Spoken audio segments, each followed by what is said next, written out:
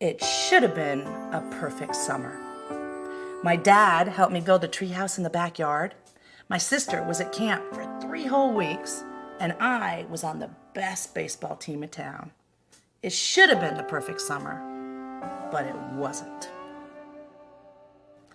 It was all good until Jeremy Ross moved into the neighborhood, right next door to my best friend Stanley. I did not like Jeremy Ross. He laughed at me when he struck me out at the baseball game. He had a party on his trampoline. I wasn't even invited, but my best friend Stanley was. Jeremy Ross was the one and only person on my enemy list. I never even had an enemy list until he moved into the neighborhood. But as soon as he came along, I needed one. I hung it up in my treehouse, where Jeremy Ross was not allowed to go. Dad understood stuff like enemies. He told me that when he was my age, he had enemies too. But he knew a good way to get rid of them, and I asked him to tell me how. "Tell you how? I'll show you how," he said. And he pulled a really old recipe book off the kitchen shelf. And inside, there was a worn-out scrap of paper with faded writing. And Dad held it up and he squinted at it. "Enemy pie," he said, satisfied. You may be wondering what exactly is in enemy pie. I was wondering too. But Dad said the recipe was so secret, he couldn't even tell me. I decided it must be magic, and I begged him to tell me something, anything. "I'll tell you this," he said. "Enemy pie is the fastest known way to get rid of enemies." Of course, that got my mind working. What kind of things, disgusting things, would I put into a pie for an enemy? I brought Dad some weeds from the garden, but he just shook his head. I brought him earthworms and rocks, but he didn't think he needed those. I gave him the gum that I'd been chewing on all morning. He gave it right back to me. I went out to play alone. I shot baskets until the ball got stuck up on the roof. I threw a boomerang and it never came back to me. And all the while, I listened to my dad chopping and stirring and blending the ingredients of enemy pie. This could be a great summer after all. Enemy pie was gonna be awful. I tried to imagine how horrible it must smell, or worse yet, what it was gonna look like. But when I was in the backyard looking for ladybugs, I smelled something really, really, really good. And as far as I could tell, it was coming from our kitchen. I was a bit confused. I went in to ask my dad what was wrong. Enemy pie shouldn't smell this good. But Dad was smart. "If enemy pie smelled bad, your enemy would never eat it," he said. I could tell he had made enemy pie before. The buzzer rang and Dad put on the oven mitts and pulled the pie out of the oven. It looked like plain old pie. It looked good enough to eat. I was catching on. But still, I wasn't really sure how this enemy pie worked. What exactly did it do to enemies? Maybe it made their hair fall out or their breath stinky. Maybe it made bullies cry. I asked my dad, but he was no help. He wouldn't tell me a thing. But while the pie cooled, he filled me in on my job. He talked quietly. "There's one part of enemy pie that I can't do. And in order for it to work, you need to spend a day with your enemy. Even worse, you have to be nice to him. It's not easy, but that's the only way enemy pie can work. Are you sure you want to go through with this?" Of course I was. It sounded horrible. It was scary, but it was worth a try. All I had to do was spend one day with Jeremy Ross, and then he'd be out of my hair for the rest of my life. I rode my bike to his house, and I knocked on the door.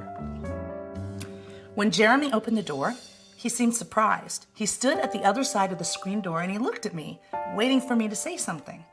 I was nervous. "Can you play?" I asked. And he looked confused.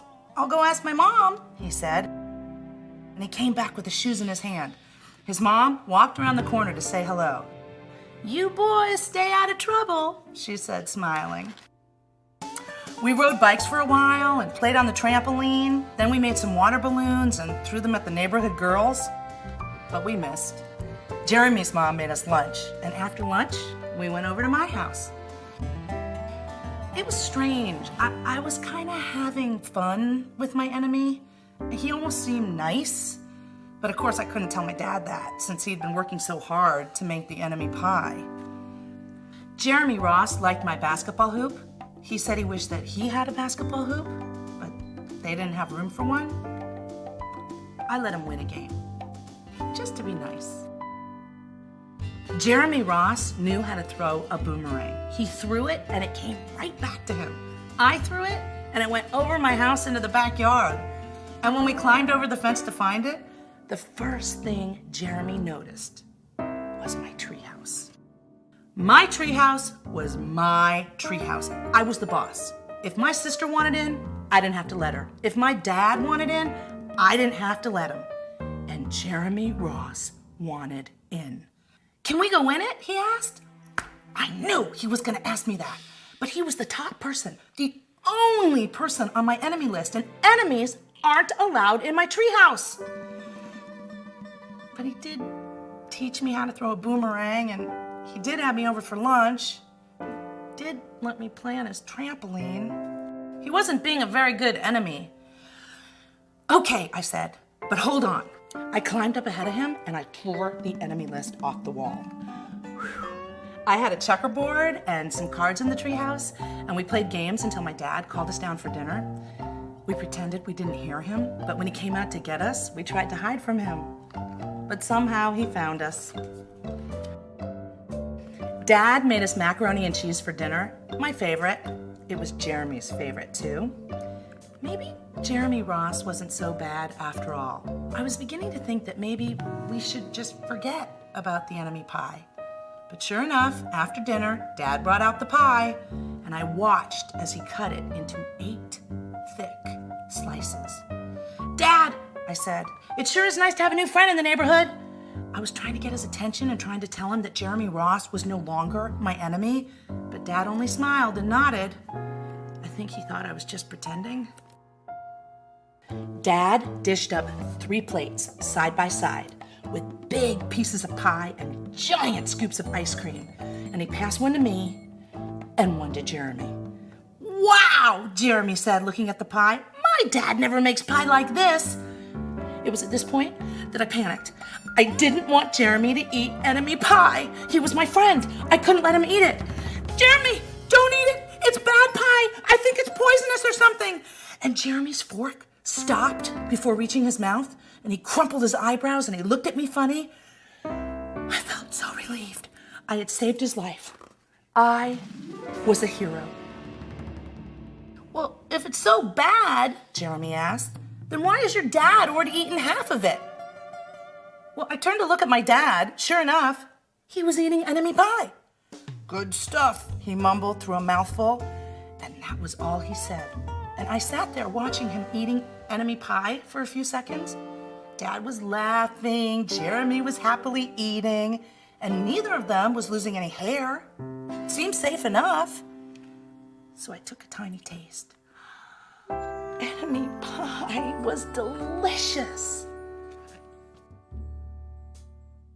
After dessert, Jeremy rode his bike home, but not before inviting me over to play on his trampoline in the morning. He said he was going to teach me how to flip. As for enemy pie, I still don't know how to make it. I still wonder if enemies really do hate it, or if their hair falls out, or their breath turns bad. I don't know if I'll ever get an answer, because I just lost my best enemy.